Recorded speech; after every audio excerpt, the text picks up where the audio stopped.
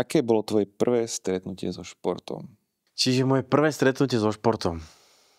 To by sa dalo povedať, že vlastne od malička, ako som sa narodil, tak som to mal nejak v sebe ten pohyb prirodzený, pretože aj tie malé deti všetky, keď sa hýbu, tak sú proste šťastné, majú nejaký taký ten vytvorený svoj svet, ale to bolo takéto rané detstvo, keby som išiel takéto prvé kroky, tak to bol určite fotbal. To bola proste fotbalová lopta, bolo také nejaké chalanské, také prirodzené a my chlapci z Afriky milujeme fotbalík, to všetci vieme. Podľa mňa taký prvý stret bol na fotbalovom ihrisku. Alebo tak, keď som stal prvý darček. Prvý darček bola vlastne lopta fotbalová a tam to vlastne začalo.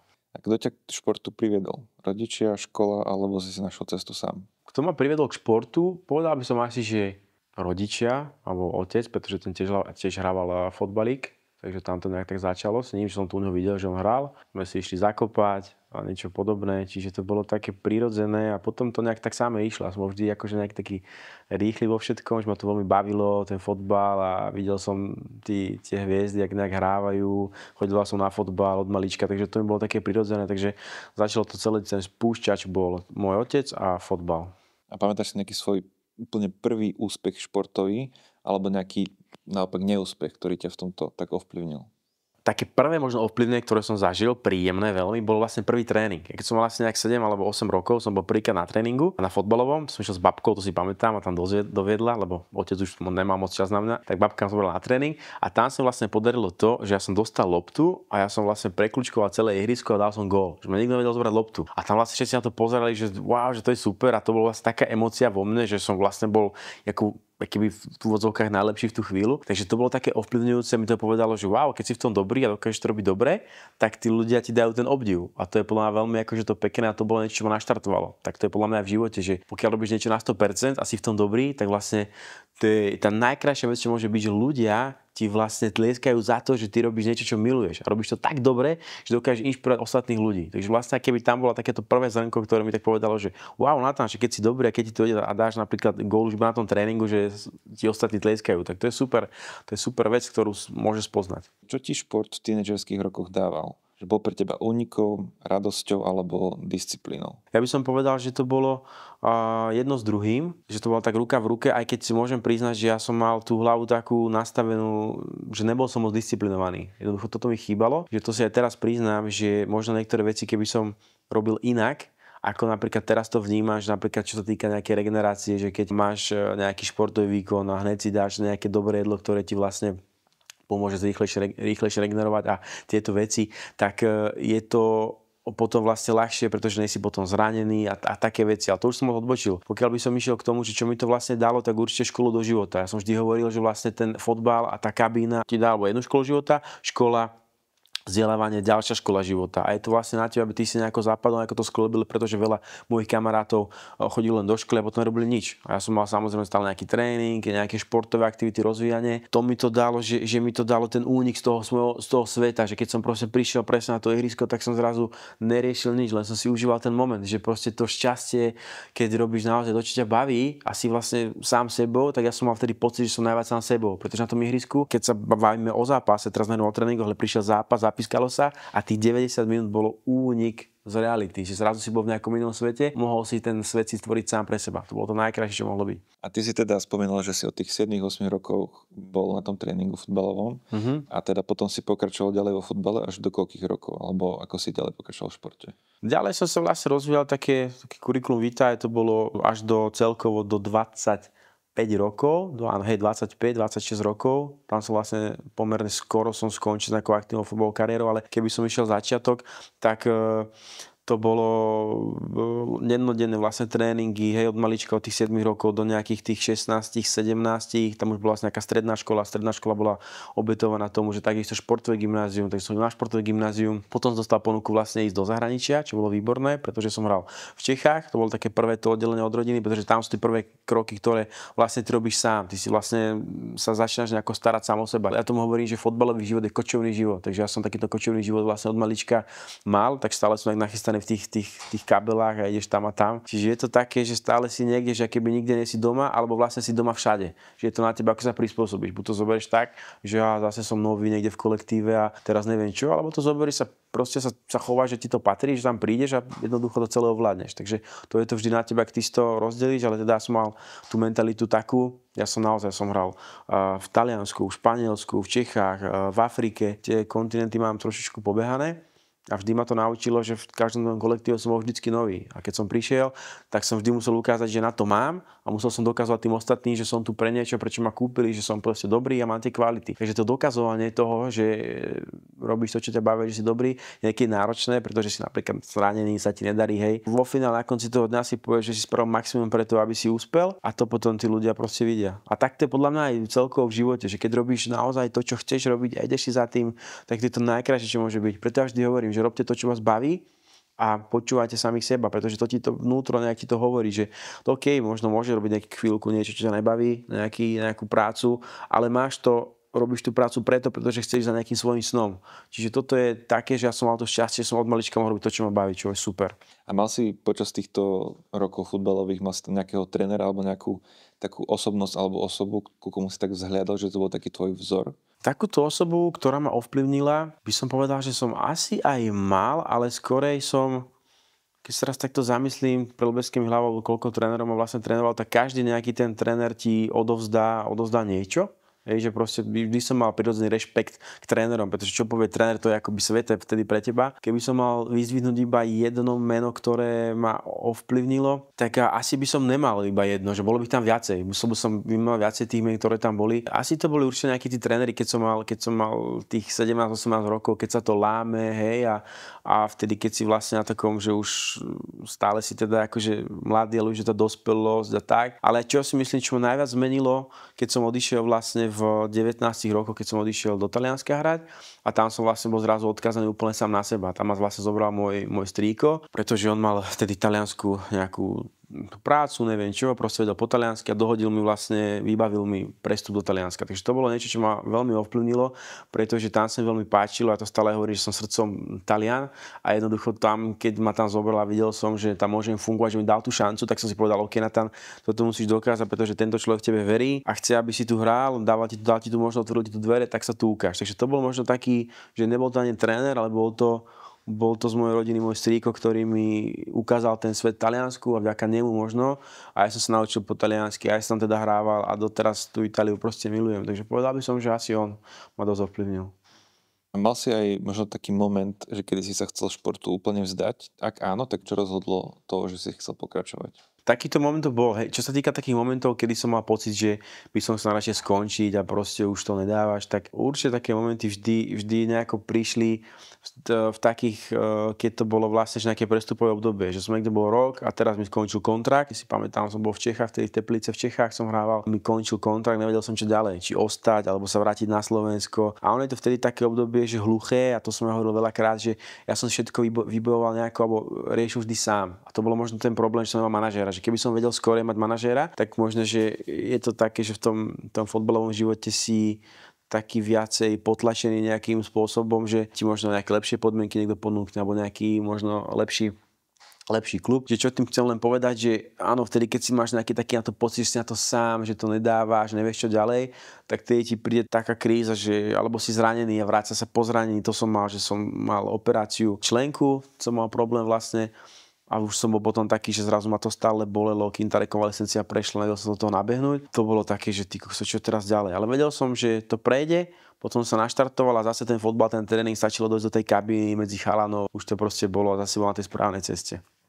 Ty si chodil od malička na tie tréningy. A kedy sa stalo to, že si vlastne rozhodol, že že toto bude vlastne moja práca, že to nebude len nejaká záľuba, že rád hrám futbal, ale že to bude moja práca, že budem sa tým živiť? Také prvé rozhodnutie, ale prvé ucítenie toho, že som zrazu fotbalista ozaj, že profesionálny, tak bolo vlastne ako keby s prvou výplatou. Že prišla mi prvá výplata za to, že hrám fotbal, že ma to baví, možno nejaké ubytovanie, ktoré ti ponúkli a zrazu som zistil, že že tak asi by to aj išlo. A možno to prvé uvedomenie ešte skorej, to bol vlastne, keď som mal 17 rokov, keď som bol pozvaný do reprezentácie Slovenskej republiky. Tam som vlastne reprezentoval teda Slovensko a tam som si povedal, že wow, tak to je akože docela fajn, keď vlastne zo všetkých klubov na Slovensku vybrali práve mňa a môžeme reprezentovať. Tam som si povedal, že OK, treba to začať brať možno, že aj nejak že vážnejšie, lebo berieš to vtedy vážne, ale možno som mal také v hlave také sny, že tak možno by to mohlo byť to profi. A potom tak postupne išlo som hrať do Čech fotbal, tam dali ubytovanie, opäť som mal nejaké platobné podmienky, ktoré som dostal. Potom som sa vrátil na Slovensko, potom som išiel do Talianska, tam som vydržal 2 roky, potom som bol v Španielsku, hej, všetko to bolo platené, všetko som akože starali nejakým spôsobom, takže to bol asi ten moment. Tá reprezentácia ma tak naštartovala, že OK, mám na to a potom tie prvé výplaty. A možno ešte nejak predtým, že vlastne keď si od malička chodil na tie tréningy, chodil si ale aj do školy a teda, že kedy si sa tak rozhodol alebo viacej si sa dal na tú cestu toho futbalu, že si nerátal ako keby s tým, že idem teraz do školy, budem sa učiť, budem teraz robiť niekde v nejakej firme niečo iné proste, že kedy si tak povedal možno v tej škole, že idem do toho futbalu, nie do nejakej práce inej. Kedy som sa rozhodol akože takto, že či teda futbal, alebo práca, alebo škola, to ti poviem veľmi rýchlo. Som sa tak rozhodol, pretože ja školu som moc nemal rád a tam som proste mal pocit, že mi berú nejaké moje ilúzie o živote a niečo podobné, takže ja som vlastne maturoval, ja som si dokončil vlastne maturitu veľmi neskoro, 20 nejakých 4 rokoch som maturoval, alebo 25, keď som mal. Ja som vlastne prerušil strednú školu.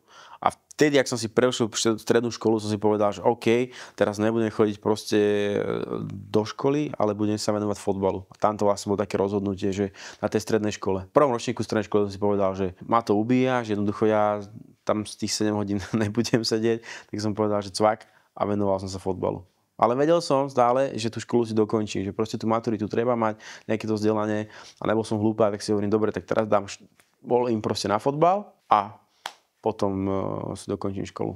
Čo to má vlastne, že aj ako ten šport ovplyvnil aj tvoju školu a ako ten šport ovplyvnil možno tvoje vzťahy alebo prácu?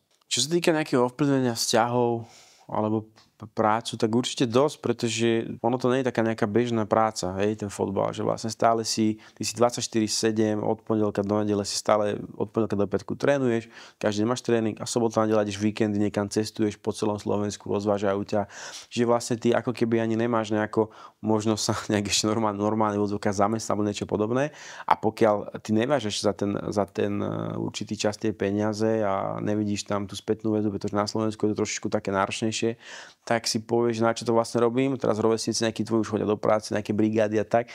Ja som toto nikdy nerobil, pretože som stále veril niečomu, že niečo príde. Takže takto ma to nejako stále držalo, že to príde. Takže to len tak vlastne keby slepo veríš a veríš tomu a dúfáš, že tam príde to, po čom túžiš. Že to je také podľa mňa v tom živote, že veľakrát si proste niekto povie, že to je blbosť, to nerob a nepočúvajte ho. Ale jednoducho ty, keď sám o sebe si presvedčený, že to je OK a že to cítiš, že to tak má byť, tak proste ty padneš na to dno, že budeš tam sedieť sám a nikto ťa nebude počúvať a možno sa ťa budú smiať a budeš rozprávať, že to je blbosť a to nerob. Ale ty pokiaľ jednoducho si ideš za tým, tak je to fajn, no je to strašne super. Ja mám veľmi rád taký príbeh takých 2 žáb, že sú také 2 žaby, lezú na takú väžu.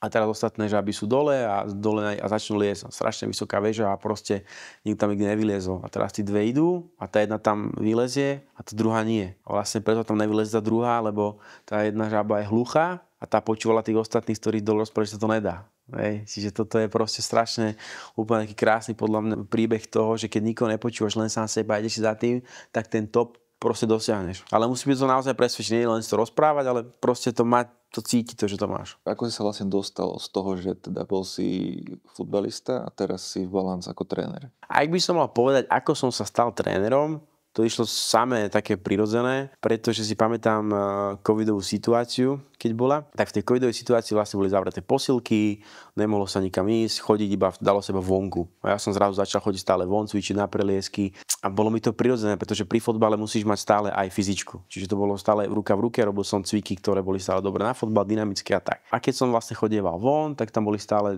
som dával nejaké videjka, takže cvičím a zrazu prišli nejaké kamaráti, kamoši chodili so mnou cvičiť, cvičívali sme. A potom mi len hovoria, že prečo si nezoberieš aj cudzích ľudí, že proste sa tu môže nejaké peňažky, neviem čo, že môžete spolu akože cvičiť, však ty to vieš. A hovorím, že no, to je pravda, že ja to vlastne ovládam, takže oni ma tak motivovali, že mi dali tento nápad, tak som začal tak postupne cvičiť s ľuďmi, bavilo ma to, pretože tam odozdáš energiu, čo je super. Keď sme one to one, že sme spolu, tak proste je to príjemné, pretože podľa mňa ten tréner musí byť dneska aj psychológ, pretože veľa ľudí za tebou príde a začne ti rozprávať nejaké svoje veci, svoje issues a ty s ním proste pracuješ. A bavila ma tá práca s ľuďmi, odozdanie tej energie. Bolo to príjemné, bolo to fajn, to sa vlastne snažím robiť aj tu na v balanse, že tú energiu nejak odozdať tým divákom aj cez tú kameru. Ale vrátim sa ešte naspäť, že to boli nejaké prvé začiatky, ktoré som vlastne s kamošmi robil, sme chodili ráno na 6, na 7 trénovať pekne von. Potom zrazu to som bol pozvaný cez jednu kamarátku práve do balansu na tréning, ako host, akože, tak ma tam pozvali, začali sme spolu trénovať, tam som vlastne prvýkrát stretol Taničku, Miša som ešte vtedy tuším nestretol, tak to bolo fajn, som mal takú dobrú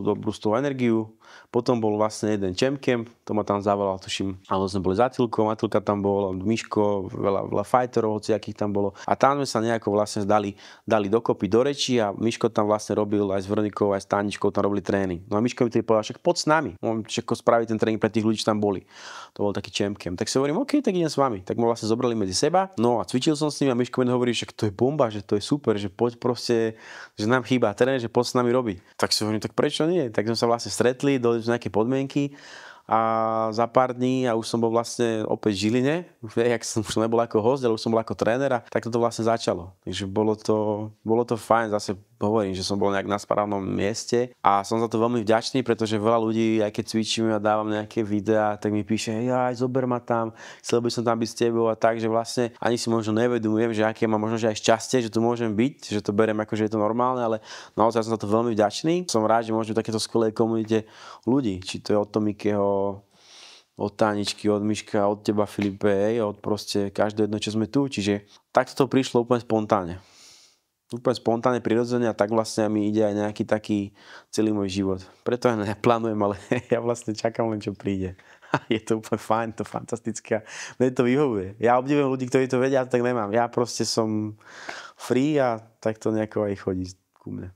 No a ja tam vlastne mám ešte taký presun zaujímavý, že aby to nebolo iba o tom fotbale, tak je tam aj MMA. Vlastne ja som s fotbalom skončil, posledný môj angažmán bol v Afrike, keď som mal 25 rokov, som sa vrátil, mal som vlastne maláriu, kvôli ktorej som nemohol pokračovať, takže bol nejaký stop, dával som nejaký dokopy, tam vlastne oštartovala aj tá moja, aby som povedal, taká showbiznisová kariéra, že tam boli nejaké tie reality show, ktoré ma vystrelili. Keby to náhodou pozeral Samo Jaško, tak ho pozdravujem. Tam to vlastne začalo, že mi začala chýbať tá disciplína z toho fotbalu. Už som nejak vypadol, to som aj rok nehral, rok a pol a už som cítil, že OK, že možno už ten návrat na vrcholový fotbal už to nebude, ale že poďme skúšať niečo iné. No tam som objavil to čaro MMA. Dostal som zase opäť ponuku na MMA zápas, proste tu máš 3 mesiace, priprav sa. A pre mňa úplne bolo MMA, hovorím si, to sú proste vypatlanci, čo sa kopú do hlavy, to vôbec.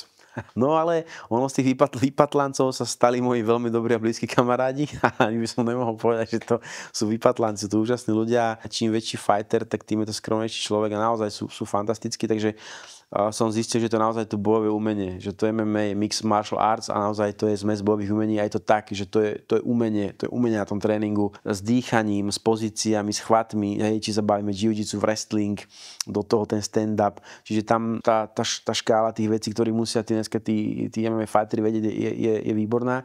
Ja sa v živote, aj som to veľakrát povedal, som nebudem považovať za MMA fightera, tým, že som mal nejakých pár zápasov, tu vôbec neberiem tento kredit, ale ja by som povedal, že sa snažím sa stať a dostať sa na nejakú úroveň MMA fightera, ale je to krásne, tí tréningy, tá zodpovednosť tomu športu, že mi to proste zase nejaké tí chalani, tá skupina ľudí, že proste raz, keď vyrastáš v tom kolektíve, tak sa na to zvykneš. Potom, keď to nemáš, tak si taký, že niečo ti chýba. Toto bolo presne to, čo mi chýbalo, ten kolektív nových ľudí a nejaké možno schopnosti, pretože veľa vecí som tam pochopil v tom MMA popri trénovaní, že vlastne čo moje telo dokáže. To som absolútne nevedel, že dokáže takéto veci, ktoré vlastne na tom tréningu sa nejako ukazujú alebo sa trénujú. Takže podľa mňa je to fajn, pretože dokážeš obrániť nielen sám seba, ale potom aj svoju rodinu, keď sa niečo stane vonku. Čiže to je také opäť posolstvo, ktoré ti opäť pomôže a si myslím, že to MMA je naozaj krásny šport, ktorý si veľmi vážim. Čo ti šport vzal? Či ti vzal nejaký čas, zážitky? Alebo teraz skús povedať nejaké dve veci, čo ti vzal a nejaké dve veci, čo ti dal?